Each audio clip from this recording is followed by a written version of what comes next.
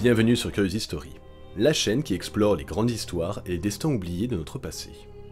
Aujourd'hui, laissez-vous emporter par l'épopée d'un paquebot légendaire, dont le nom résonne pourtant à peine dans nos mémoires. En 1914, alors que l'Europe glisse vers la guerre, l'Allemagne lance un projet colossal, le SS Bismarck, dernier né et le plus imposant des liners de la Hamburg American Line. Avec plus de 56 000 tonnes, il devient le plus grand navire du monde. Un véritable monstre d'acier conçu pour régner sur l'Atlantique. Mais le destin en décide autrement. La guerre interrompt sa construction, le monde bascule, et le Bismarck reste cloué au chantier pendant 8 longues années. Il ne naviguera jamais vraiment pour l'Allemagne, sauf brièvement, lors de simples essais en mer, en 1922.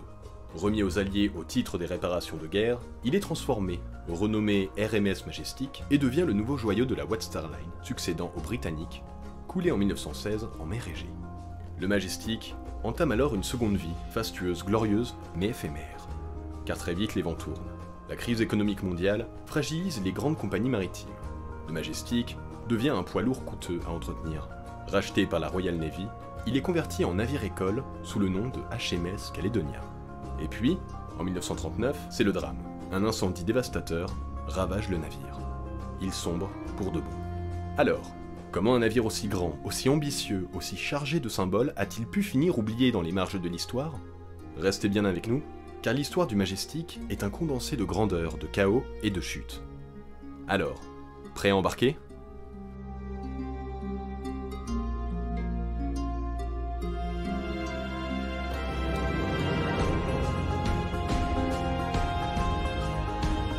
Notre histoire commence au début des années 1910. À cette époque, les compagnies maritimes allemandes rêvent de reconquérir une place qu'elles ont brièvement occupée au tournant du siècle, celle de leader incontesté du transport transatlantique. Mais en face, la concurrence britannique est féroce. En effet, de l'autre côté de la Manche, la perfide Albion se démarque. D'abord, on y trouve les géants de la Cunard Line, avec leurs célèbres Lusitania et Mauritania, et encore les nouveaux colosses de la White Star Line, comme le futur Titanic, et son jumeau l'Olympique, qui domine désormais l'Atlantique Nord. C'est dans ce contexte que Albert Ballin, influent président de la Hamburg American Line, et proche du Kaiser Guillaume II, soit dit en passant, prend une décision ambitieuse. Celle de construire 3 paquebots destinés à devenir les plus grands du monde. Au départ, il envisage de faire construire certains navires en Grande-Bretagne, chez Harland & Wolff, mais finit par privilégier un choix hautement symbolique. Pour affirmer le prestige national, les 3 unités seront finalement intégralement construites sur le sol allemand. Dès l'origine, la stratégie est claire. Puisque l'Allemagne ne peut pas rivaliser sur la vitesse, elle misera sur la taille et le luxe. Ballin veut frapper fort. Il fait appel à Charles Mewes, célèbre architecte connu pour ses décors somptueux d'hôtels de luxe, afin d'offrir à ses futurs passagers une expérience inégalée. Ces paquebots, prévus pour transporter plusieurs milliers de personnes, introduisent aussi une nouveauté. 4 classes de voyage, dont une spécialement dédiée aux migrants, une clientèle massive à cette époque. Toutefois, un événement tragique vient bientôt bouleverser les règles du jeu. Le naufrage du Titanic en 1912. Alors même que le premier navire de la série est en construction, la catastrophe met en lumière une réalité cruelle, l'absence de canaux de sauvetage pour tous les passagers. Résultat, les ingénieurs sont contraints de repenser la distribution des embarcations de secours, désormais réparties sur plusieurs ponts, notamment sur le pont supérieur, afin de respecter les nouvelles normes de sécurité. Le 10 juin 1913, le tout premier paquebot de cette nouvelle série, le SS Imperator, prend la mer pour son voyage inaugural. Moins d'1 an plus tard, en mai 1914, le SS Vaterland, légèrement plus grand, le suit. Quant au 3e navire, il portera un nom chargé d'histoire, Bismarck, en hommage au célèbre chancelier allemand du 19e siècle. La construction débute au printemps 1913, dans les chantiers navals de Bloemenholz, à Hambourg, en présence du Kaiser lui-même. À l'origine, le Bismarck devait être identique au Vaterland. Pourtant, une rumeur persistante selon laquelle l'Aquitania de la Cunard serait plus long pousse la compagnie à revoir ses plans. Pour gagner 6 pieds supplémentaires, soit 1,8 m, elle exige une modification du design, ce qui implique une refonte complète de la structure centrale. Une décision coûteuse, mais qui permettra au Bismarck de conserver son titre de plus grand paquebot du monde jusqu'à l'arrivée du Normandie en 1935 bien sûr. Enfin, le 20 juin 1914, le Bismarck est officiellement lancé. La cérémonie est présidée par la comtesse Anna von Bismarck, petite fille du chancelier éponyme. Mais le moment solennel vire à l'anecdote. La comtesse rate la bouteille de champagne, et c'est l'empereur lui-même, Guillaume II, qui la rattrape et l'éclate sur la coque d'un geste sec. Le navire est baptisé. L'histoire peut enfin commencer. Après cette mise à l'eau rocambolesque, place à la découverte technique et architecturale du navire. Un véritable chef-d'œuvre d'ingénierie pour son époque, où luxe et innovation se mêlent pour marquer l'histoire maritime. En effet, le Bismarck était véritablement un colosse des mers. Avec ses 291 mètres de long et près de 31 mètres de largeur, il culminait à plus de 56 000 tonnes de jauge brute, ce qui en faisait, à son lancement, le plus grand paquebot de son temps. Sa silhouette se caractérisait par 2 mâts et 3 cheminées. Toutefois, là où les navires évacuaient la fumée de leur chaudière par d'imposants conduits centraux, le Bismarck, inspiré de son sister ship le Vaterland, optait pour un système innovant. La fumée s'échappait par de plus fins conduits, situés le long des flancs du navire. Ce choix ingénieux libérait ainsi d'immenses espaces intérieurs, offrant davantage de place et de confort aux passagers. Sous le capot, ce géant était propulsé par un ensemble de 4 hélices quadruples, actionnées par des turbines Parsons, véritable prouesse mécanique de l'époque. La puissance de ces turbines atteignait environ 66 000 chevaux-vapeur, permettant au navire d'atteindre une vitesse maximale de 25 nœuds, ce qui, bien que rapide, le plaçait légèrement derrière certains rivaux comme le Mauretania. A noter que, bien que conçu initialement pour brûler du charbon, le Bismarck fut converti à la propulsion au fioul durant sa construction, un choix qui améliorait son efficacité énergétique. Cependant, tout n'était pas parfait à bord. L'un des principaux points faibles du futur Majestic résidait dans son installation électrique. En effet, les câbles allemands utilisés à bord et sur ces navires jumeaux posaient un problème récurrent d'incendie électrique. Bien que ces incidents aient été limités durant sa carrière commerciale, ce défaut sera à l'origine de l'incendie dévastateur qui le ravagera en 1939. Mais ça, nous le verrons un peu plus tard. Comme énoncé il y a quelques instants, côté passager, le Bismarck avait été conçu pour accueillir plus de 4000 voyageurs répartis en 4 classes, allant des luxueuses suites impériales avec véranda, jusqu'aux dortoirs rudimentaires pour migrants. Pourtant, dans les années 1920, avec le durcissement des politiques d'immigration américaine, les capacités et les classes à bord furent révisées. À son entrée en service en 1922, il pouvait effectivement transporter 700 passagers en première classe, 545 en seconde et 850 en troisième.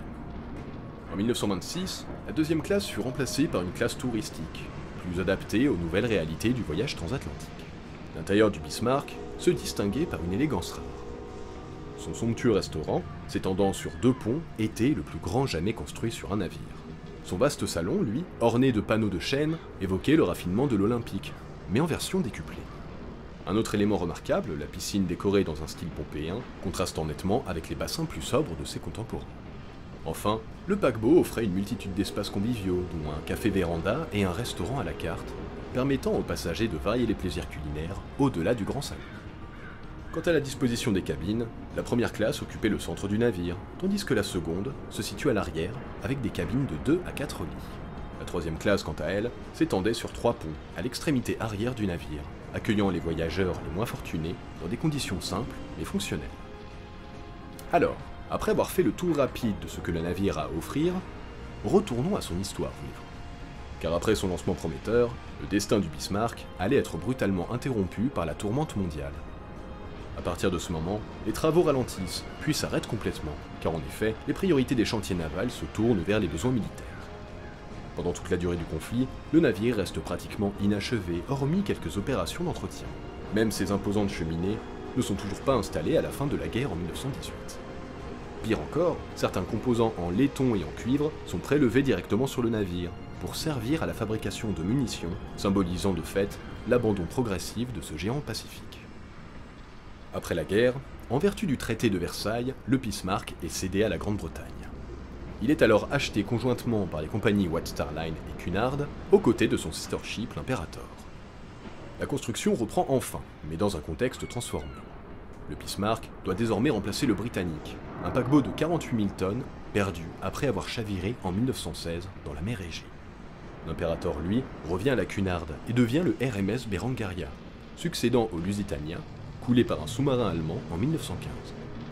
Pour superviser l'achèvement du Bismarck, Harland & Wolff, le chantier naval de la White Star Line, dépêche une équipe d'ingénieurs, mobilisant plus de 2000 ouvriers.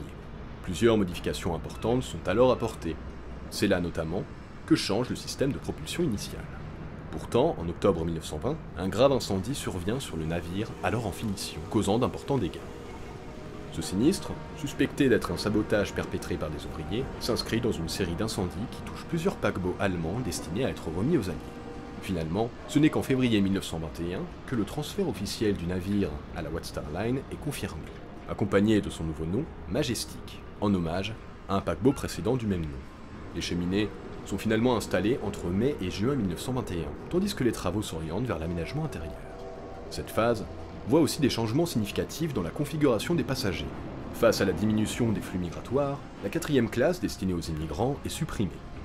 Le Majestic est donc conçu pour transporter un peu plus de 2000 passagers au total, loin des 4000 initialement prévus, avec moins de 1000 émigrants à bord au final. Ainsi, après plusieurs années d'attente et de travaux entrecoupés, le paquebot était enfin prêt à prendre la mer, mais la passation de pouvoir entre Allemands et Britanniques allait se révéler pleine de tensions. En effet, le Majestic est officiellement achevé le 28 mars 1922. Avant la remise officielle du navire, le commodore Bertram Hayes et son équipe d'officiers sont envoyés à Hambourg pour prendre le commandement du paquebot. Si la transition ne se fait pas dans l'hostilité ouverte, elle reste empreinte d'une certaine froideur. À l'arrivée, Hayes et ses hommes découvrent que leurs quartiers ne sont pas terminés, tandis que les cabines des officiers allemands sont impeccablement aménagées. Le même jour, le capitaine Hans Russer de la Hamburg American Line dirige les essais en mer du paquebot. Celui-ci arbore encore les couleurs allemandes et le nom Bismarck est inscrit sur la proue et la poupe. Le lendemain, alors qu'il quitte le port de Hambourg, le navire est silencieusement observé par une foule nombreuse. Après avoir navigué un peu, il mouille pour la nuit à Cuxhaven, puis entame officiellement ses essais en mer le jour suivant. L'objectif principal est clair. Le navire doit atteindre une puissance de 66 000 chevaux vapeur. Pendant 3 heures, il fend les eaux de la mer du Nord avant de revenir au port. Mais une mésaventure survient toutefois. Le paquebot s'échoue brièvement aux abords de Pagensand, mais est rapidement remis à flot à marée haute. Après une dernière semaine consacrée aux finitions, le Majestic est enfin accepté par les représentants britanniques. Début avril, un vapeur affrété arrive à Hambourg avec la majorité de l'équipage britannique qui prendra la relève. Le transfert se fait de part et d'autre du navire. Les Allemands débarquent d'un côté, tandis que les Britanniques embarquent de l'autre. À peine à bord, les ouvriers commencent à repeindre les cheminées aux couleurs de la White Star Line, tandis que le nom et le port d'attache, Bismarck et Hambourg, sont effacés pour laisser place à Majestic et Liverpool. Le Majestic quitte donc Hambourg le 9 avril 1922 et arrive le lendemain à Southampton, précisément à 9 h du matin. Petite coïncidence historique, 10 ans plus tôt, le RMS Titanic quittait lui aussi Southampton, ce même jour, mais 3 heures plus tard, pour son voyage inaugural. Et final. Dès son arrivée à Southampton, le Majestic s'impose rapidement comme le nouveau fleuron de la flotte White Star Line, prêt à conquérir l'Atlantique avec l'élégance architecturale, mais aussi avec une puissance technologique. Le Majestic prend donc officiellement place en tant que navire amiral de la White Star Line, lancé sur la ligne très convoitée entre Southampton et New York, en compagnie de ses prestigieux compagnons, l'Olympic et l'Homérique. Sous le commandement de Sir Bertram Hayes, il effectue son voyage inaugural le 11 mai 1922 à 11 h 30. En seulement 5 jours, 14 h et 45 minutes, il relie Southampton à New York à une vitesse moyenne de près de 23 nœuds. À son arrivée dans le port new-yorkais, aucun quai n'est suffisamment long pour accueillir ce géant.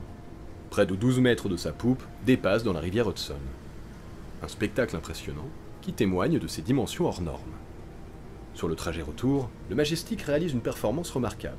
Parcourant 3139 milles nautiques entre New York et le phare de Eddystone, dans le sud de l'Angleterre, en un peu plus de 5 jours, à une vitesse moyenne de 24,2 nœuds, démontrant sa puissance et sa fiabilité. Fait important, le 4 août 1922, lors d'une escale à Southampton, l'équipage est informé d'une visite royale imminente. Le lendemain, après une nuit de préparation minutieuse, le navire se dirige vers Cowes, où il est accueilli par le roi Charles V et la reine Mary. La visite royale, un honneur rare pour un navire marchand, débute avec la levée du drapeau royal sur le grand mât. Puis s'ensuit une inspection minutieuse des salons publics et des différentes classes avant de conclure par un déjeuner sur le pont B. Ce moment marque une reconnaissance prestigieuse de la marine marchande, chère au cœur du roi George V, ancien officier de marine. Le Majestic rencontre un succès fulgurant. Après son premier voyage, il devient l'un des paquebots les plus réservés, transportant plus de passagers que n'importe quel autre navire transatlantique en 1923, 24, 26 et même 1928. Pourtant, sa carrière n'est pas sans embûches. En 1922, par exemple, il heurte le Berengaria lors d'une collision, sans conséquences graves. En décembre 1924, un problème structurel majeur apparaît. Une fissure de 30 mètres se forme sur la coque, obligeant le navire à subir d'importantes réparations qui dureront plusieurs mois. Des fissures similaires seront plus tard détectées sur son navire jumeau, le Léviathan, témoignant des limites techniques de l'époque. Pour faire face à la baisse du trafic migratoire dans les années 1920, le Majestic est rénové en 1928, remplaçant la seconde classe par une nouvelle classe touristique, plus adaptée aux attentes du public comme nous l'avons vu. Enfin, en 1925, il réalise sa traversée la plus rapide à l'est, atteignant les 25 nœuds, dépassant même ses sister ships. Néanmoins, le Léviathan conserve souvent une vitesse moyenne légèrement supérieure sur l'ensemble des années. Cependant, alors que le Majestic naviguait au sommet de sa gloire, un choc économique majeur allait bouleverser à jamais le monde maritime et précipiter de fait la fin de cette ère dorée. Lorsque la Grande Dépression frappe en 1929, la White Star Line est déjà affaiblie par une gestion chaotique sous Lord Kylsant, son président. Malgré le succès du Majestic et de l'Olympique, la compagnie doit impérativement s'adapter à un contexte économique radicalement changé.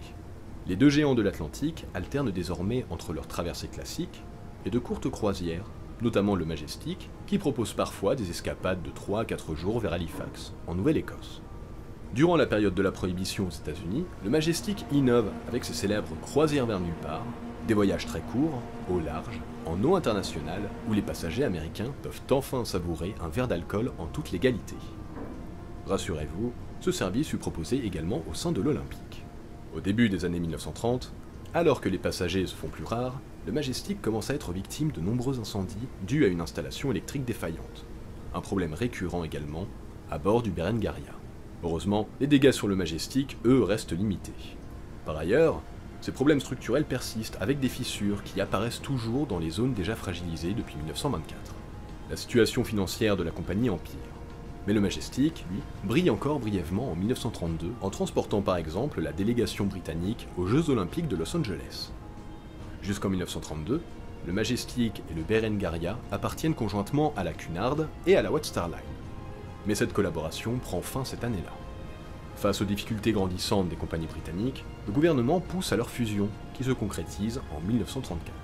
Cette année-là, le Majestic échappe de justesse à la casse et poursuit son service.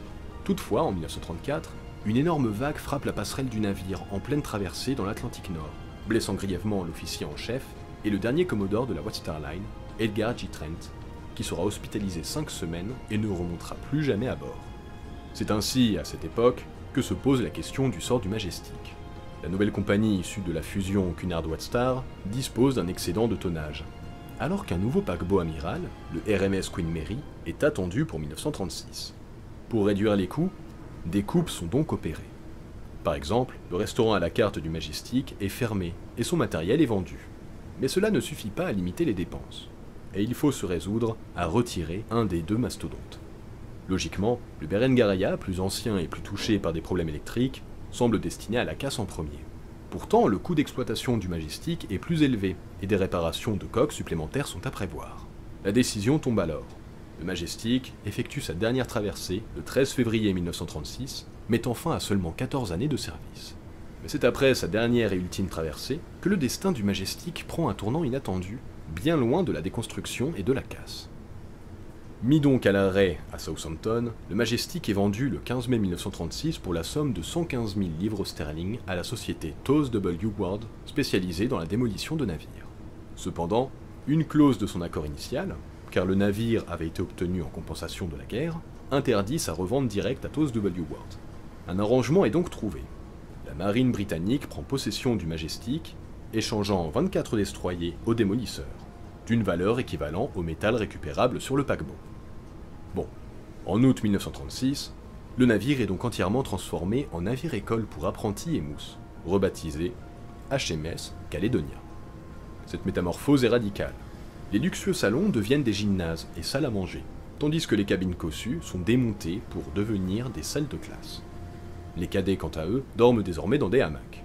Le poste radio est agrandi, lui, pour former un grand nombre de futurs opérateurs, et des canons anti-aériens sont installés pour l'entraînement militaire. Seule la piscine, décorée dans un style pompéen, échappe à la transformation, préservant un vestige du passé luxueux du navire. Ce chantier colossal coûtera tout de même à la Royal Navy près de 472 000 livres sterling. Avec ses nouvelles fonctions, le Caledonia devient le plus grand navire de la flotte britannique pouvant accueillir jusqu'à 2500 personnes à son bord. Le 8 avril 1937, il quitte donc Southampton pour sa nouvelle base à Rosyth, où il est officiellement commissionné le 23 avril avec une capacité d'accueil de 1500 stagiaires. Le navire peut alors héberger 100 officiers, 180 sous-officiers, 300 membres d'équipage, 1500 mousses et 500 apprentis mécaniciens. À la fin de l'année 1937, l'effectif à bord compte déjà 800 mousses et 230 apprentis, et pendant son apogée en 1938-1939, le navire affiche complet, formant la relève de la marine britannique.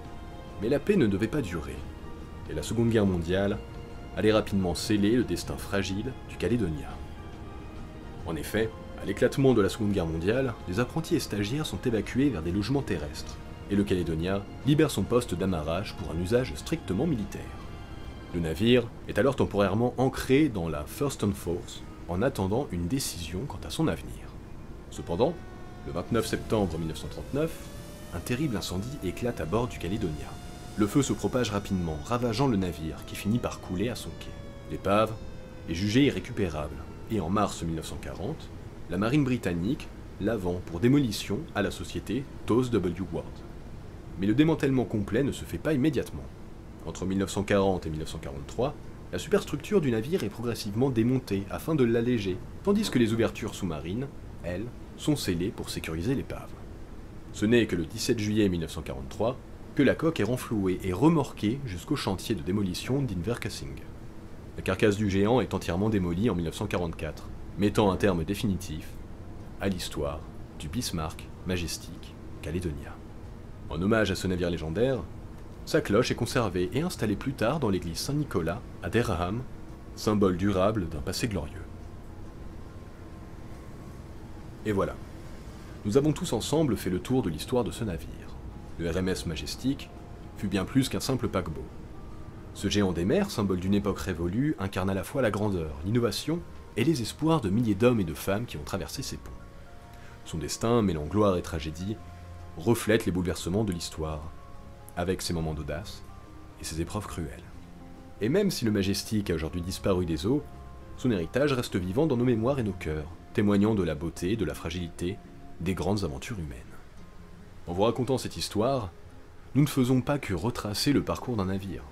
Nous honorons aussi la mémoire collective d'une époque, l'esprit d'innovation, et le courage de ceux qui ont fait naviguer ce colosse des mers.